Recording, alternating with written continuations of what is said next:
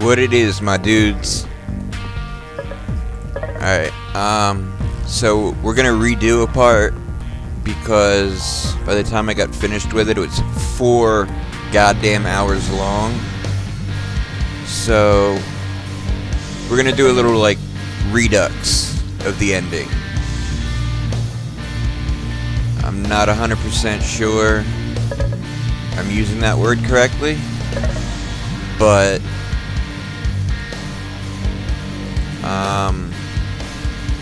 yeah, you see all of these saves fucking I was making to explore every possibility, so we're just gonna do it one more time, but streamlined without exploring all over the place. And I'll leave the 4-hour one up if anybody is interested in actually watching me do this for 4 hours and unturn every single last stone. Okay, so from this point, something's happening. Images shift in front of my eyes and overwhelm my vision. I'm in my apartment, but I'm out of my apartment. I'm in the present, but I'm in the past. Everything smells like iron. Iron, trash, smoke. I walk forward and the carpet against my feet turns to slime. District 6. I'm in District 6. I'm in my laps. I stagger forward, blindly reaching for a hole on the wall. Garbage bin, anything. My shoes catch against something on the ground. I barely hold my balance. Oh yeah. Just a few feet away lies a corpse, hewn with long, slender cuts over every inch of its skin. Trickles of red seeping into the ground. A dark pool sloshes over the cement, sluggishly crawling towards my shoes. I step forward, fixed with morbid fascination, and peer into the corpse's mutilated face. Peer into its face? I don't remember that. No. Oh, okay. What's Haru? Why is he? I have to be mistaken. I have to. I kinda wanted to start this from the, right, so we run into Yahiko, and we wonder what the hell he's doing here, so close to that mutilated body. Have you seen Haru? Depends on your definition of see. Now's probably the worst time to have a smart mouth, but I can't help myself. I have to find some cruel humor in the moment or I'll break. I saw what was left of him. You what? Yaika's eyes search my face, but I'm unable to speak. He quickly grabs my shoulders. Then what are you doing? You shouldn't even be here. We scoff at this. No, really? Yaiko rifles his fingers through his hair agitatedly.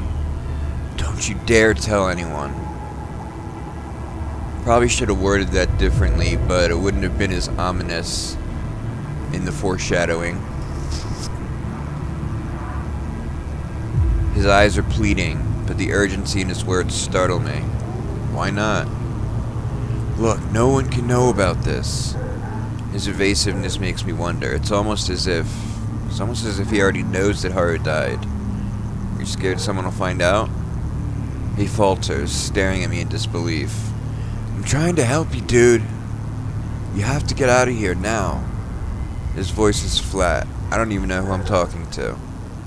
This is not the same Yaiko that I've known for 2 years. Why would I... Go! Leave! Right, so I meant to start this from, like, the train station when we get that phone call. My hallucination merges with reality. I'm hunched over the sink, staring emptily down the drain. Haru mutilated to death. Yaiko in District 6 without any rhyme or reason. Everything's pointing to me, or rather, the unaccountable alien in my body during the lapses. Gone. It's all gone. Too late. I can't. I shouldn't. I didn't. Mizu, Haru, Shoji. I stood by. I killed them. You certainly did not kill Mizu. I killed them all. Blood. When there's enough of it, the metallic scent kinda turns sweet. Almost like a rich, vibrant pool of paint. Paint that gets everywhere, that seeps into the walls, the cement. Paint. Art. I've never been much of an artist. Maybe if I was, Rui would have stayed. But Rui left. What does that have to do with anything? No, I chased her. I killed her. Just like I have with everyone else. I'm done with all of this. Too late. Oh, it's still flashing red. And there goes the bell. Oh, jeez, how? This is not where I want to be.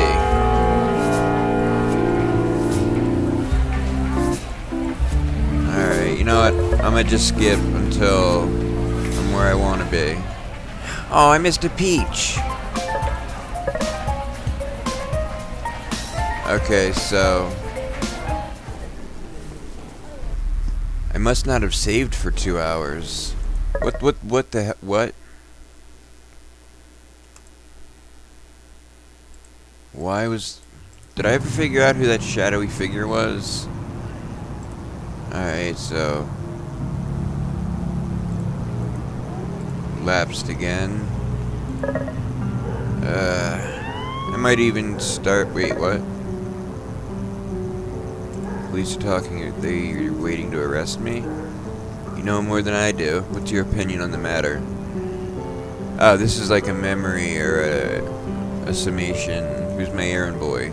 You claim to be good at reading people. Are you saying you've misread the suspect?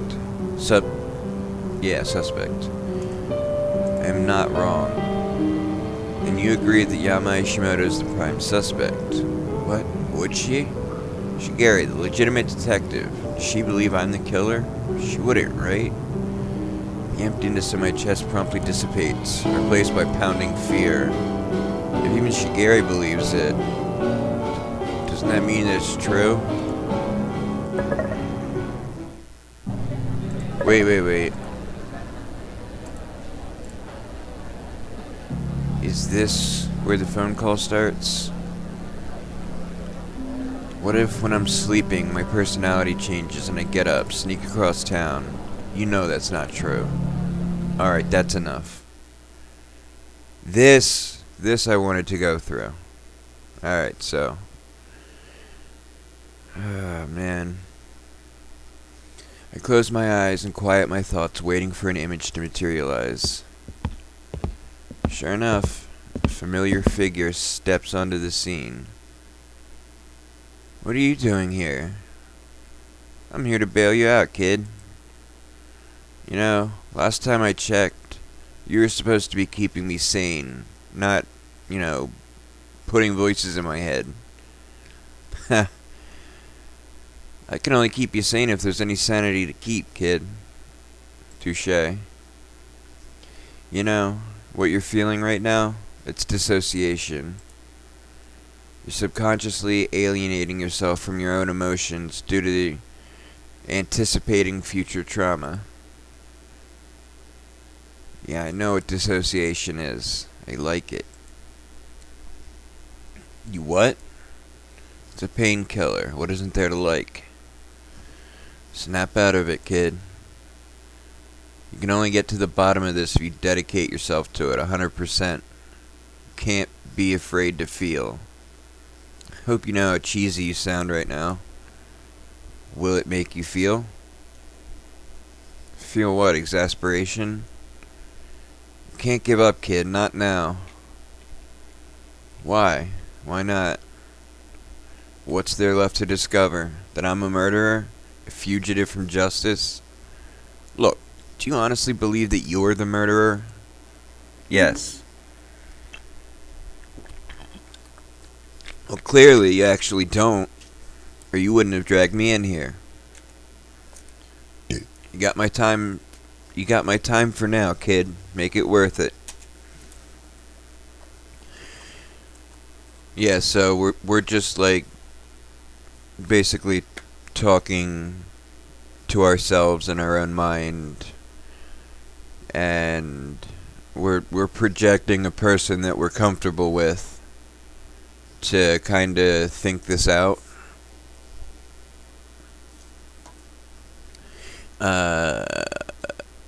I start a little at the accuracy of this Ryota.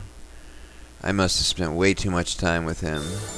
So, the null hypothesis is that I'm the serial killer. The working hypothesis is that I'm not. Good start, good start. What does that mean? It means that I just need to find evidence that I'm not the killer. But you won't settle for that, will you? You want to find out who's really behind all this. I might not even know him. You're kidding, right? There's this huge piece of evidence hanging right in front of you that... you know what? It's more fun if I just watch you figure it out on your own. I find myself becoming intrigued. How much do I know that I think I don't? Enough to solve what the police, with all their resources and brain power and authority, still can't? The police are limited by a little something called bureaucracy, you know. Besides, remember your advantage. My advantage over the police? You have a core piece of evidence that they know nothing about. What might that be?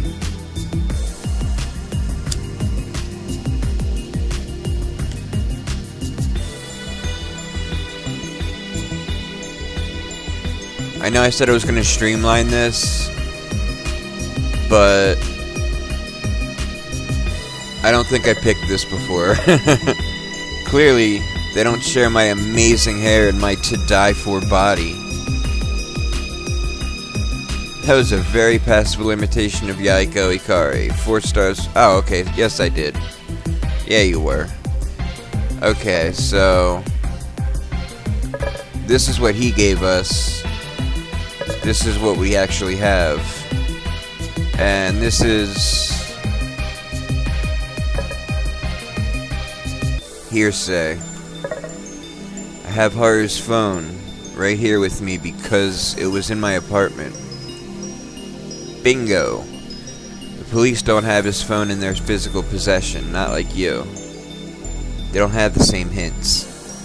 Now, to be fair, they were buzzing around your apartment like vultures on a cadaver. Around a cadaver, so something definitely attracted their suspicion. But it's not like anyone else was at Haru's murder besides you and the killer. At least, no one who witnessed it firsthand.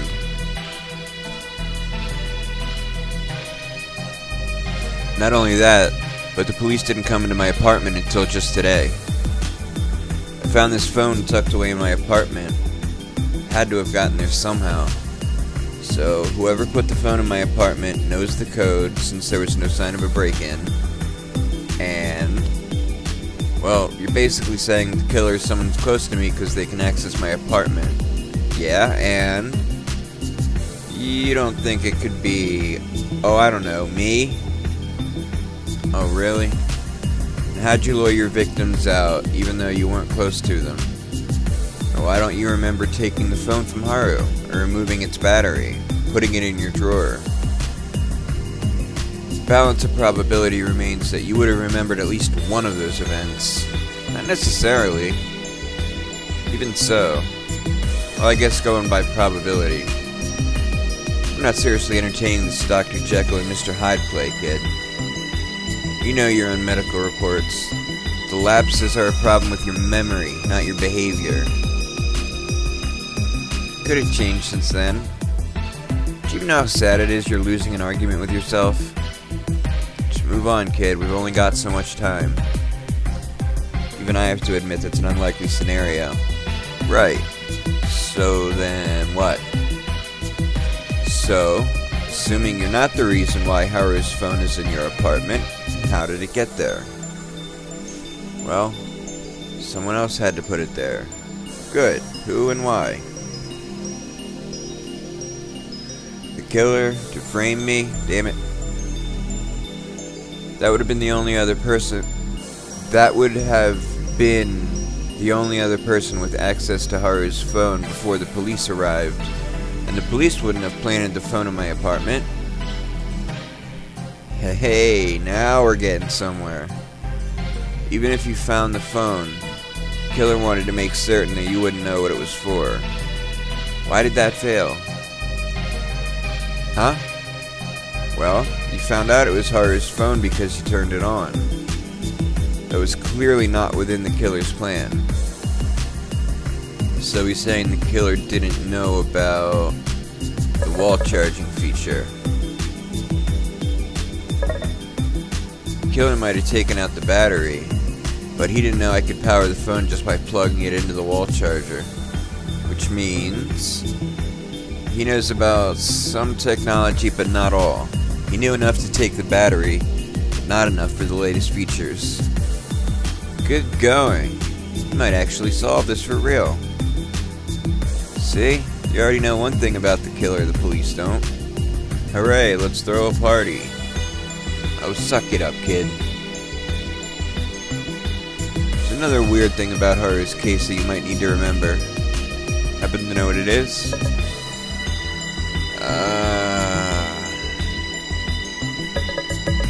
Time of death, the hospital and autopsy people could figure out. Method of death is pretty wait, what was the question? Another thing about the case that I need to remember. Method? He was killed with a different weapon? Was he? I don't really think about it. I'm pretty sure that he was cut to death. Oh, I thought he meant different knife. Whatever. There's something that's really out of place with Haru's death, kid. Think harder. Time, I guess? Didn't he die at an odd time? I don't know, did he? Well, didn't the other victims die really late at night? I don't know. Did they? Haru died earlier than that, I think, right? Shut up! Mr. Ryuta, I can't tell you the answer, kid. I can only help you along the way. Why not? Because you're my mind. If I already knew the answer. You could only tell me if I already knew the answer. Well, since I lapsed after the train accident, I left my apartment when it was really late. Probably was around the same time as the other victims. Well, there you go. It's for nothing, useless old man. Man, I can't believe I forgot that. It was a day ago. Hey, you know, they got time travel in Italy. 'Cause every 5 seconds another day go by. Haha. Sorry. He was killed in an alley in District 6, not the forest. Good, and it's a place with too many potential witnesses around. Even though the forest has police on patrol, it's not like they can secure a large portion of it, much less the entire forest. He probably knows the forest like the back of his hand. He could have easily snuck around them. A sad truth, but good. Although it would have been risky to take a screaming victim to an area swarming with personnel. Would the forest have been swarming with personnel 2 days ago?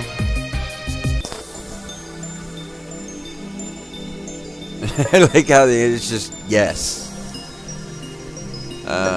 2 days ago. Fuck, I don't remember. Guess it would have. Major crime scene. So, you're saying that the killer couldn't have gone to the forest, hence why he needed to kill Haru in District 6. You sure about that one? I mean, it's strange he would choose an alley so close to the border rather than a more discreet area. Seems like you missed the important part, kid. What? Remember what happened before Haru's murder? What were you doing precisely before you ran off to District 6? Oh, I was arguing with Rui. And before that? That's right. That day was also the day of Shoji Hasegawa's death, right on the subway tracks. So that was the answer.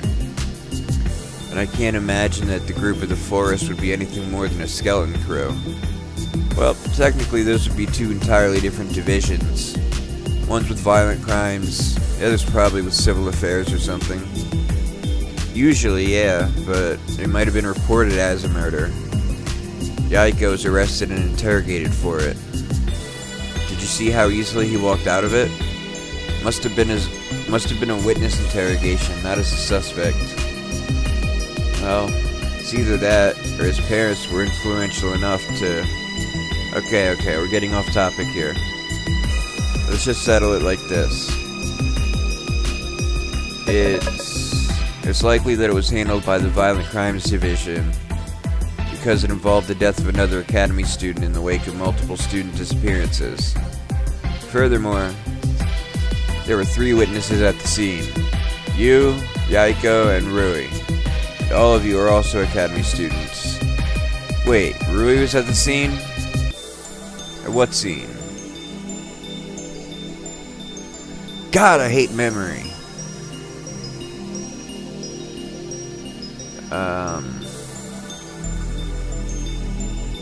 Right, okay, whatever. Why didn't I think of that? You just did. So why does it matter?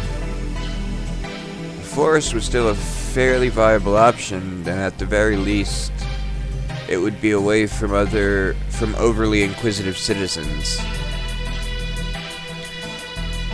Then why was Haru still murdered in District 6?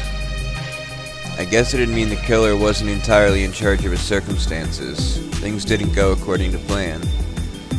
So then the question we must ask is this. Why and how was Haru murdered? Why he was murdered is because the guy has a blood boner, and how is with a knife. Killing me over here, kid. Fine, I'll rephrase it. Remember how every victim previously logged in for curfew before they disappeared? Yeah? But Haru didn't. He was away from school even before curfew tolled. See something weird? Huh, yeah. The obvious break-in pattern? Holy smokes, kid, the pattern is odd. Why would the killer kidnap students after curfew? Let's say I'm your everyday Joe. Well, your everyday psychopathic Joe. I need to kill a couple people here and there, and for reasons unknown, it's gotta be kids at the super uptight private school. When would I choose to strike? After curfew? Tell me why that's an obvious disadvantage. Ignoring the obvious security problems, it would...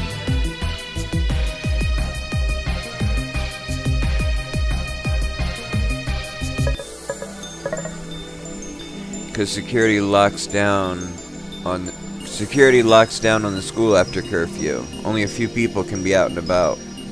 Suspects would be limited to students or maintenance staff like the janitor or security team. Good. Hardly ideal circumstances for a killer. So, pretty safe to assume that he wouldn't act after curfew unless he absolutely needed to. Which means that Haru Bunya missing curfew was his own choice. Because if the killer kidnapped him before curfew, why didn't he do so with the other students? Unless this time was an exception. Hey, everything can be an exception. You'll never get a working theory that way. Let's think about this. Haru skips curfew while the killer's confined. Night falls. Unlike the other victims, Haru's out of school. Still ends up being killed. Probably thought he'd be safer if he wasn't confined to curfew. Oh no. You don't think that. You think he went to go look for the killer. There's no proof of that. I wouldn't say that. It's easy enough to stay safe in public. 24-hour fast food restaurants with CCTV, public hospitals, even the police department, for crying out loud. I never gave Mr. Ryota a voice. Kinda just did his the same as mine, or as,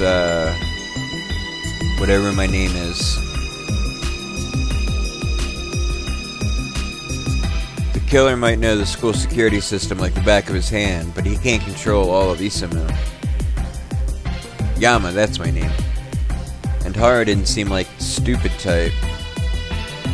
Just so. Coincidence? Probably not. Good boy. But if that's the case, why wouldn't he tell anyone his suspicions? You tell me.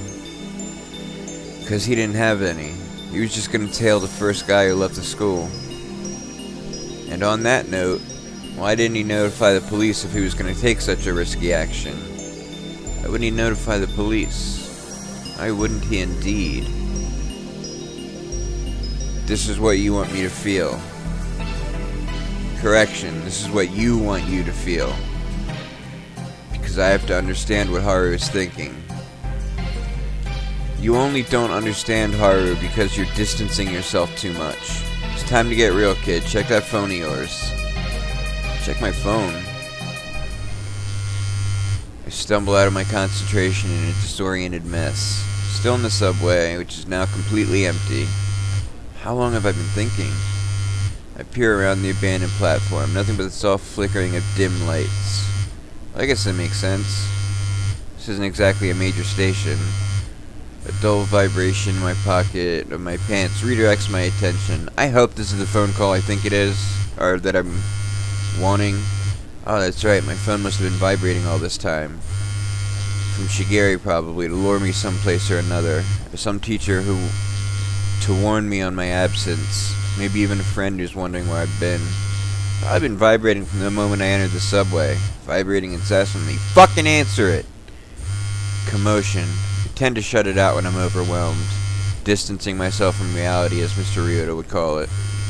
Childhood trauma, learned behavior, coping mechanism. One moment the world is there, and the next it's just me. All alone with the figurehead inside my brain. Caricature of Mr. Ryota to help me think better.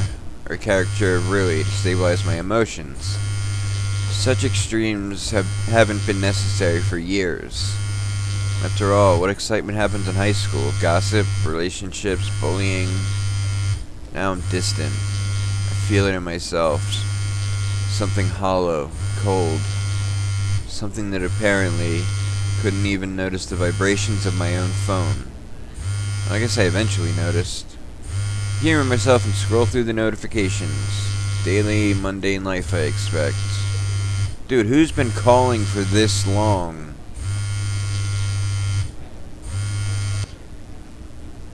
Is it a text? Sarge? Hate to disturb your 1,000-year slumber, but have you seen your destined princess?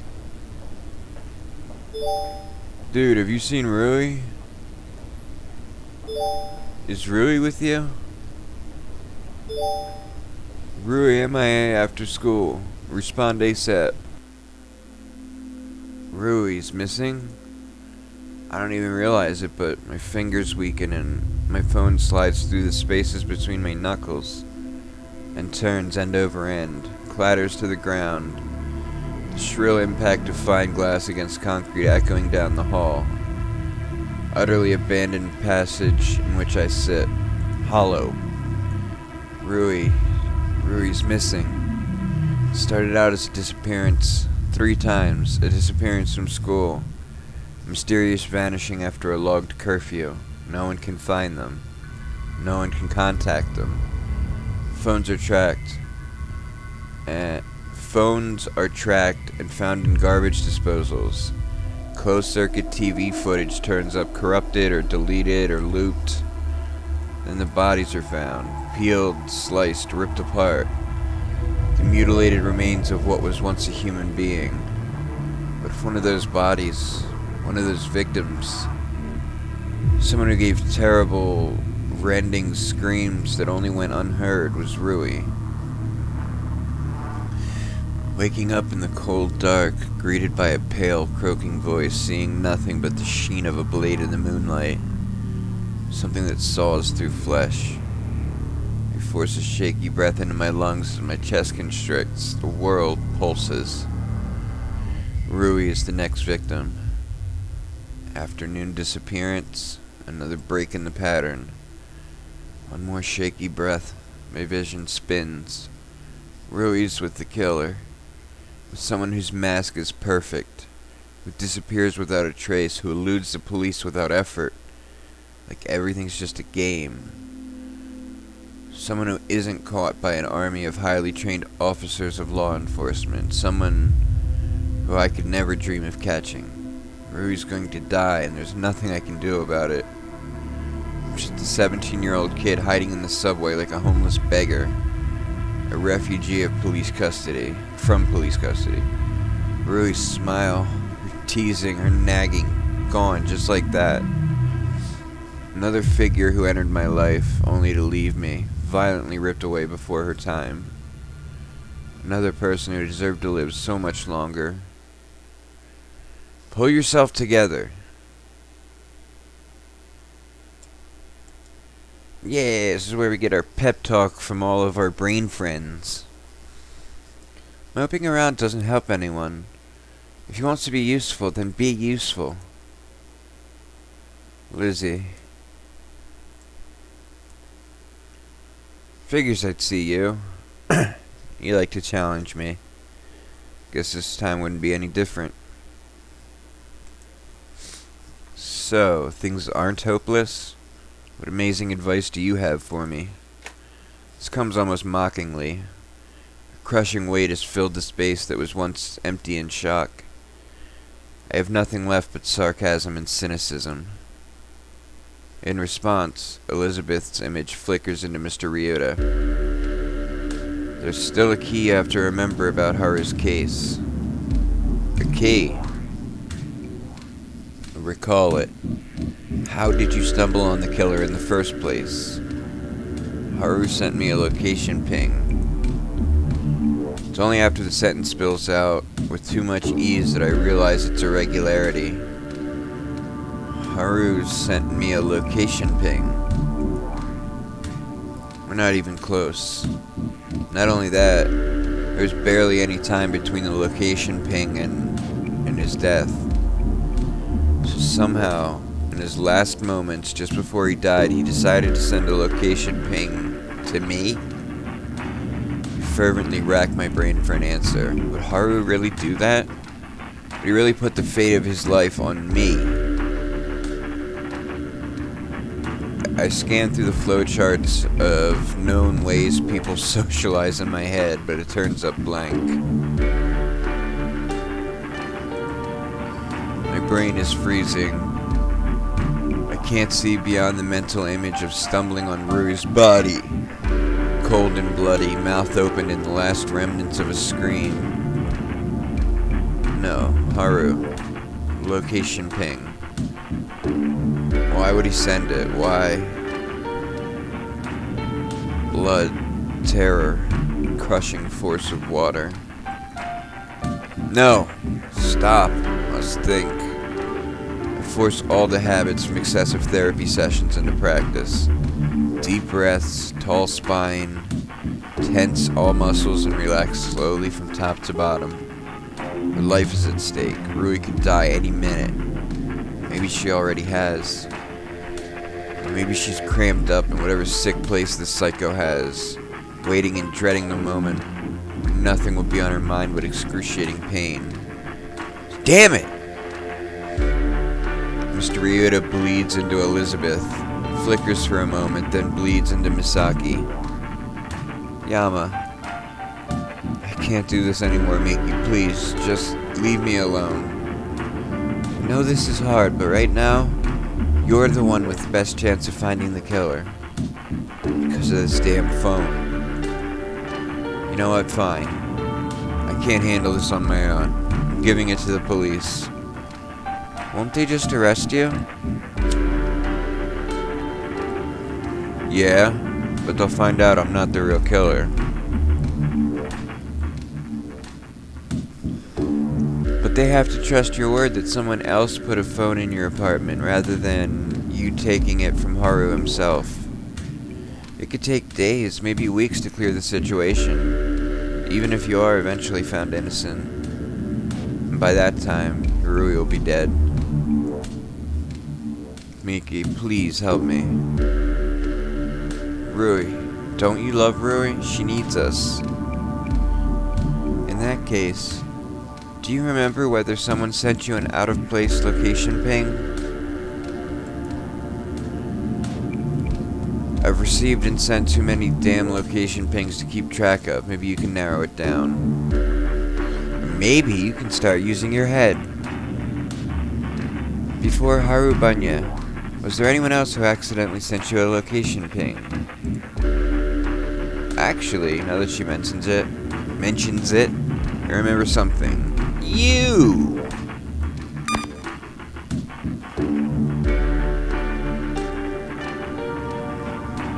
Pinged. Isamu Imperial Boarding Academy, rooftop. How? I'm sorry, this is off topic, but how would GPS be able to... Once I said the word GPS, I was like, oh. I was gonna say, how would it know your elevation, your height off the ground? But still, that's pretty weird that it would specify rooftop. Location ping. For Miki? Did we arrange something? I don't recall any recent conversations with her. Yeah, it was you, actually. You sent me a location ping by accident. You mistapped my name. You mistapped because my name was right under... Wait. Mistapped because our names are right next to each other. Yahiko Ikari? Yeah, because they're both YA. So YH. So you would be right beneath Yahiko. Do I know my last name? Yes. Yeah, Shigeri calls me it. When I think about it, everything fits too well. Yahiko Ikari. He started the Happy Club and is connected with 3 recent deaths. Akane, Shoji, and Haru. Before that, he also knew Midori and Toma. And he would know a lot about the Academy's security and technology. Maybe even more than the average faculty member, being the son of higher-ups at Lemnisgate.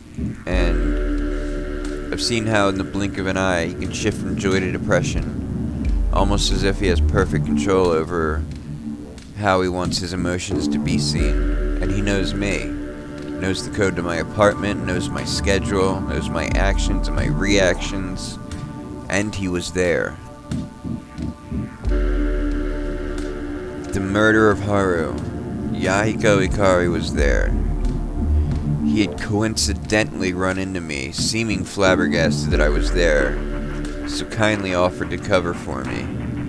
Yahiko Ikari, my former roommate, my friend. Well, isn't that just so damn typical? But it can't be.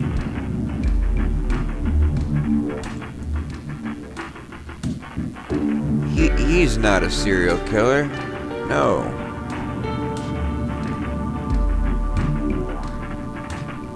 Well, I don't know. I guess he's questioned multiple times throughout the series, like, you know, I don't seem to know him as well as I think I do. Serial killer can't just be some random chump off the street. No, he has to be someone close to me. But as my fury intensifies, as black anger, nausea, everything solidifies the blood in my body, Misaki's image fizzles into Masato. What kind of friend are you, man? You know it ain't Yaiko. You've known him for 2 years. I spit bitterly. Yeah? Give me some proof. I would love to believe it. For starters, you got no proof that some big shot organization just hacked out your lock. Might be tough to break for one person, but it ain't even a sneeze for a team of pros. So you're saying that the serial killer could actually be an organization, and they decided to frame me when I caught one of their members killing Haru in District 6? Well, yeah, something like that. Something doesn't make sense. If the killer, or organization, whatever, wasn't close to me, it's weird that...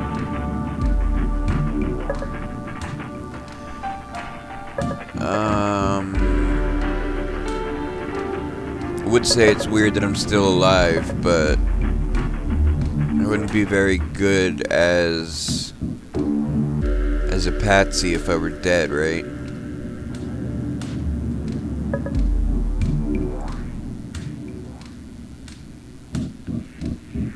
Phone being in my apartment goes along with the patsy theory.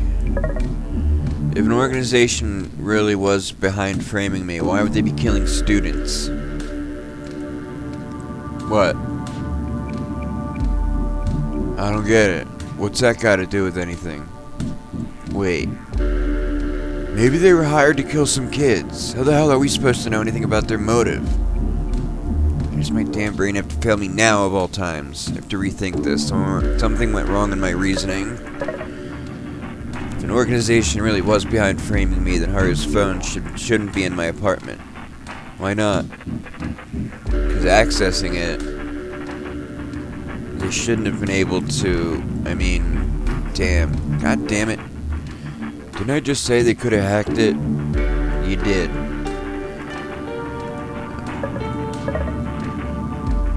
It's weird because I'm still alive. Why wouldn't they just kill me? Witness to the crime scene, out by myself in District 6. They wanted to frame you, man.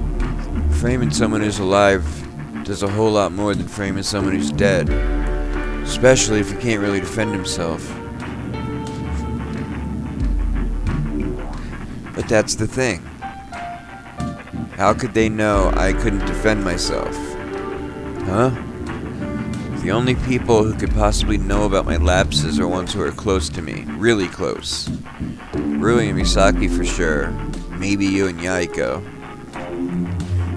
Which means the killer could only have been one of those 4 people. Can't be Rui. Can't be Misaki. And I'm pretty sure it can't be you either.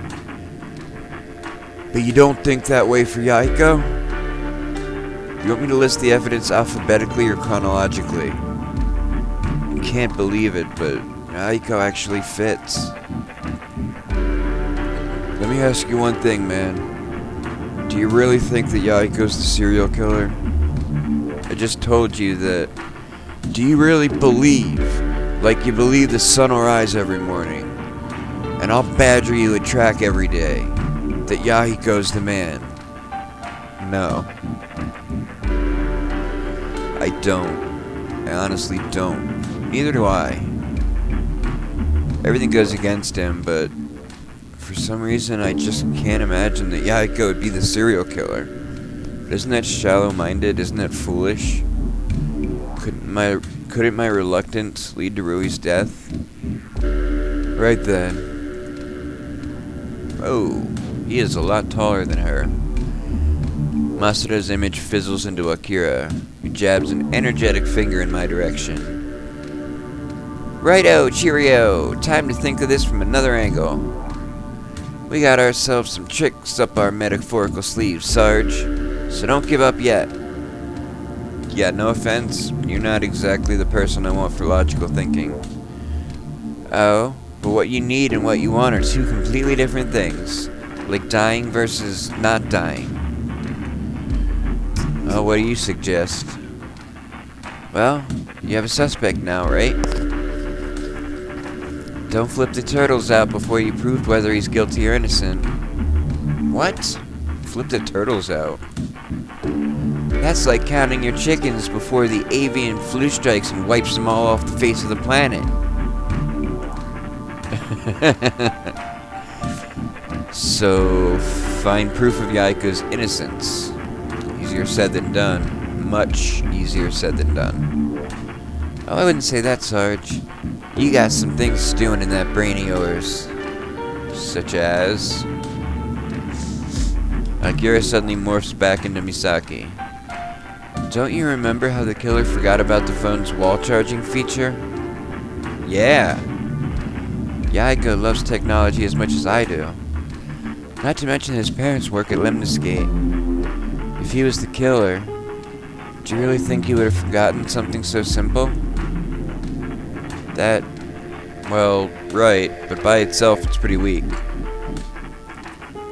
Misaki fizzles out, allowing Elizabeth to take center stage. And think, what does Haru's mishap really imply? Remember, in his panic last moments, he was attempting to send a location ping to Yaiko, but his fingers slipped to you instead. Oh, of course. Why didn't I see that before? Haru was trying to send a location ping to Yaiko to distract him, bait him, or get help. Get help.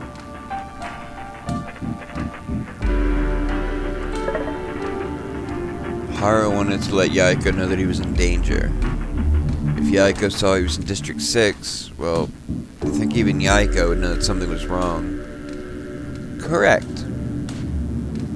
Also, Haru must eventually have been able to get a signal through. Because he showed up. Even if it was after me. Not only that, but he'd already called the police.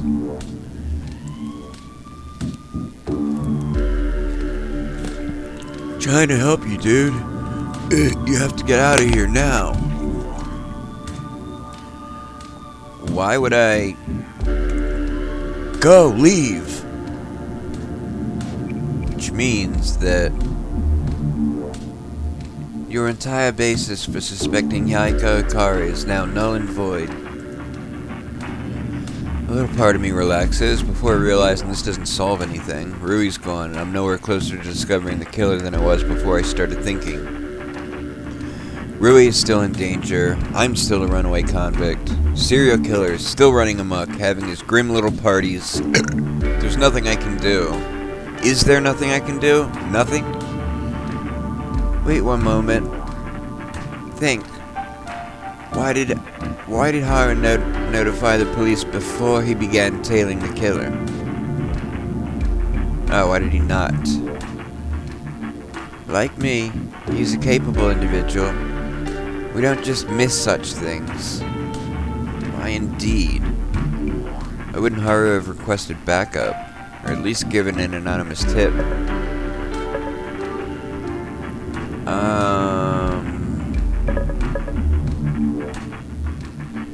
May not trust the police.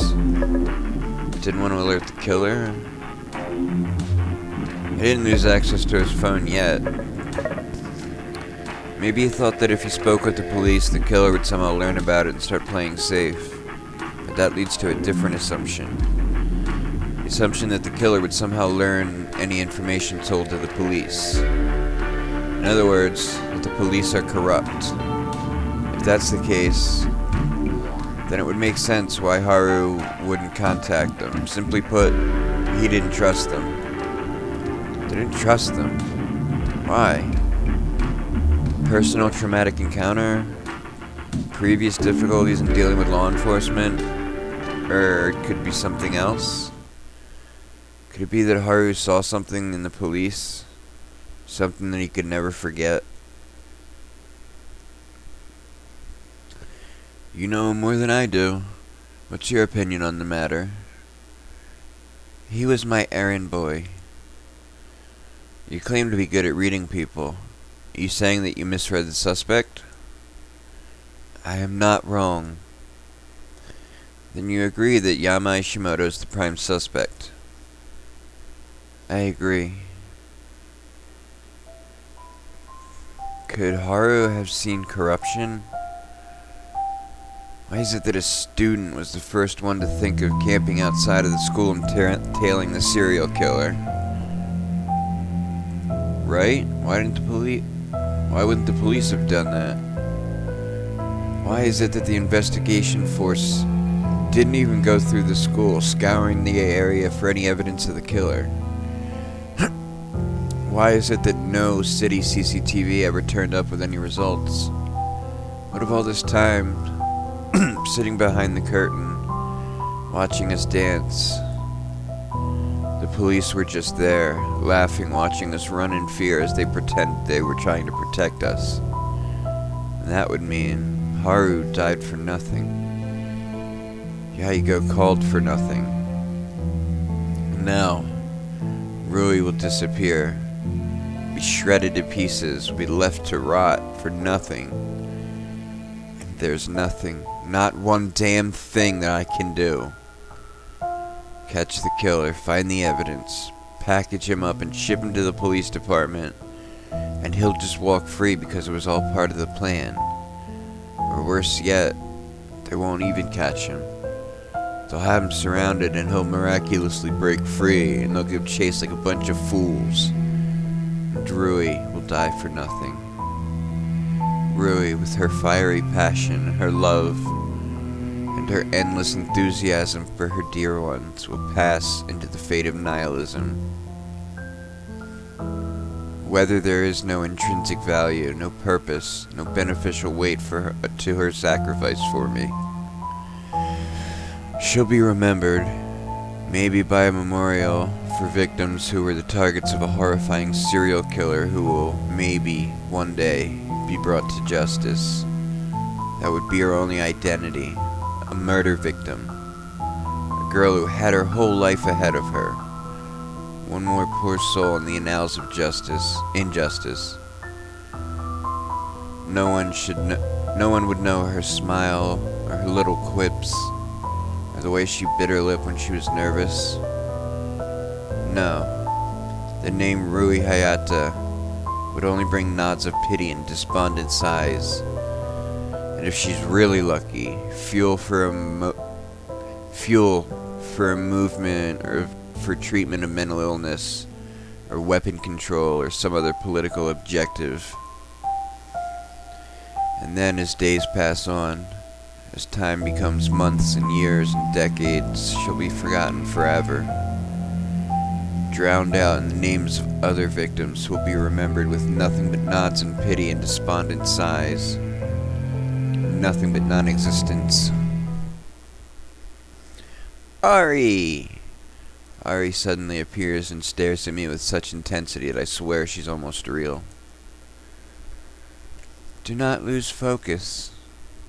Her image blurs at the edges, rounding it out, her hair turning orange. And... gosh, you're a wreck. What happened? I open my mouth. A feeble, unintelligible noise bleeds out. You try to do too much, Yama. That's the problem. You want to do everything, but everything becomes so overwhelming that you end up just doing nothing. You can only do what you can do. The rest is out of your hands. I can only do what I can. Yeah, and right now, all you can do is figure out who the killer is. Damn it. You're up for that much, right? Wait, what happens if I... Okay. Come back. Thank you. So, you're stuck because you think the killer has to be you, me, Yaiko, or Masato, right? Yeah, I guess. My voice comes out very small. I squash the temptation to reach out, touch her jacket, her hair, anything. 'Cause right now she's not real. Right now she might even be. Are you paying attention? No. Wow. I think I finally know what it's like to be one of your teachers. I cough out a cross between a chuckle and a snort. It's so close to reality, but it's not. Then, Oh, all-knowing teacher, what do you have to say? Well, your passcode is literally so stupid that anyone who saw it once could just get in. But that's not the problem. The problem is the killer knows about my lapses. No, wait. There's something strikingly familiar about what she just said. Didn't she mention this before? Didn't she say something like this before? There's something vitally important about the statement. Your passcode is literally so stupid that anyone who saw it just once could get in. What sticks out so much?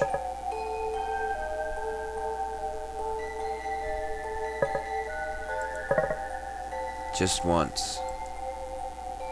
She'd been talking about how someone who had seen my code just once, someone who commented on how stupid it was. Please. Your code's the stupidest possible code to exist on the planet. Even Mr. Ryota pointed out how stupid it was. Bing! Jiro Ryota, a man who helped me move into my apartment, commented on how stupid the code was. Who certainly would have remembered it. A man who knew all of the victims, because they each were fighting psychological problems, and he was the school counselor. A man who would know the security of the school inside and out, yet would not be up to date with the latest features of smartphones like a wall charger. A man who is strong enough to inflict the same wounds as a serial killer, smart enough to outmaneuver the police, controlled enough to fake sanity in the day.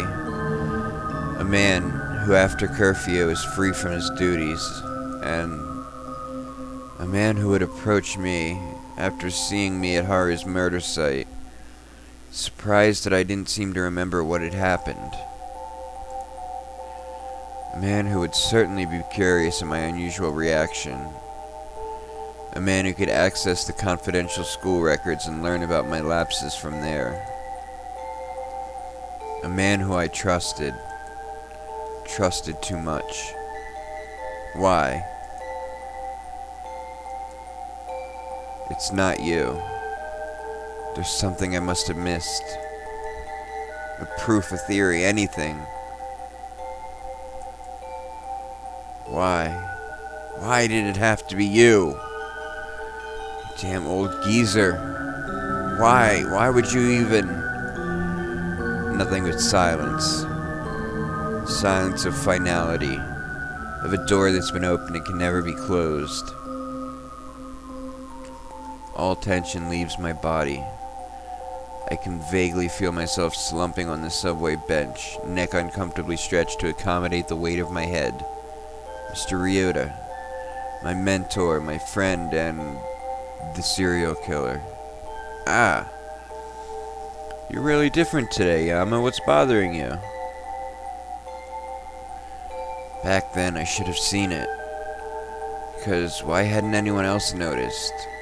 Why was Mr. Ryota the only one who thought something had happened that night? Who, me? Nah, I'm pretty much a free bird after I verify curfew. I had my suspicions. I'd known that there was something odd about him, but I didn't want there to be. I wanted to wave it away. I wanted to trust Mr. Ryota.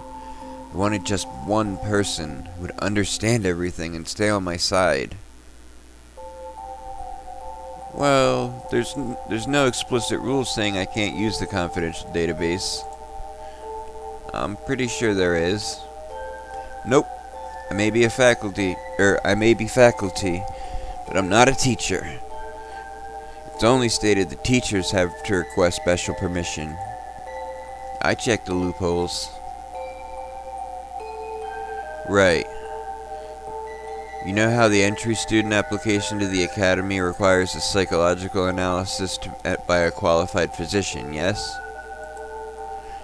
Yeah, another security measure, right?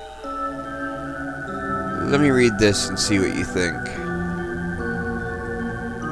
He knew about my lapses. Not because I'd told him, because he had access to the psychological overviews of each student. He would have known each of the victims. Maybe they were assigned to his counseling care just like I was. Yeah, I hate computers. We'd all be dead without them. You know what was great? My desktop iMac. Man, that was great. Stable, awesome, a killer whirl of the fan. You guys don't know how satisfying it is to hear your computer work to keep itself cool. That's kind of weird. No casual user has desktops anymore. Oh, and Nokia phones. Man, phones these days break if you breathe on them wrong. Nokia phones, they could probably survive a nuclear blast. So he's like an old tech nerd. There we go, finally working. So he wouldn't have known about the phone's wall charging. He knew about computers. Not an avid follower of electronics, not enough to know about weed, but enough to know about the phone's battery. Instead of detention, the teachers convinced me that I need a more permanent solution. Like death? I can help you with that. So, how's the apartment? Still in one piece mostly. Good to hear. And Phil? Philodendron, the little house plant. The one I placed on your shelf. Your memory sucks worse than mine, kid. Wow. How do you have this much free time? Life as a dorm manager's just swell, isn't it? Like die-cut pieces of a complex puzzle, all the facts and memories line up in perfect succession. The killer is Mr. Ryuta. Now I know it with certainty, intrinsically. Just like I know I can sit on a chair and it'll support my weight, or I can walk under a bridge and it won't fall on top of me. I just don't know what to do next. Shouldn't there be a sense of triumph? A miniature party in the back of my head, giving me a cookie for successfully finding out the killer? Something keeps me going, something propelling me to the next step. I know the identity of the killer. Shouldn't I report this? But to who? I'm on the run from the police, who may or may not be corrupt. I can hardly show my face at school. And if I call Mr. Ryuta... I think I just figured out... 'Cause remember in the woods, there was two people. There was the person doing the murdering and getting all, like, erect about it. About the blood. The stickiness of the blood. And then there was another person. Even as far up as I've played, they haven't mentioned the other person, but I think I just figured out who it is. Well, that simply won't do anything. For the most part, it feels like I should just give up. There's nothing further to head to, no way out of the conundrum I've worked myself into. I'm not gonna say who I think it is, the other person. I'll just say whether I was right or wrong, if and when they get to it. This situation requires me to be clever, more clever than I can be.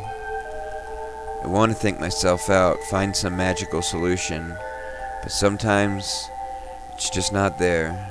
Reaching into an empty bag and expecting handfuls of gold. Then, is this it?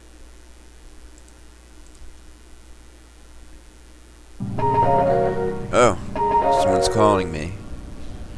Maybe I'll pick it up, and on the other end, I'll hear the cold, dead voice of Rui's parents, saying quietly that Rui has been found, but as a bleeding, mutilated lump of flesh and bone. Maybe I'll drop my phone, and this time it'll shatter completely. crushed to pieces like the fragments of sanity stringing me together. Or maybe it's a tracking call from Limnesgate, bid from the police that I'll be stupid enough to pick up. Unknown. The phone number, unknown. The risk, high. If I answer it, and it is from the police, I'll be caught in the blink of an eye. Rui will die. Ryota will run free. But if I don't, what then? I'll be left alone to fend for myself.